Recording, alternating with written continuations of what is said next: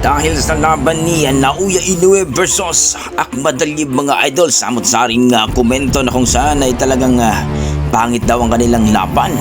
Nanalo by unanimous decision, kung baga hindi napatunayan ni Ahmad Alib na talaga namang magigising daw si Naoya Inoue sa Japan na kahihiyan daw ang kanyang mapala.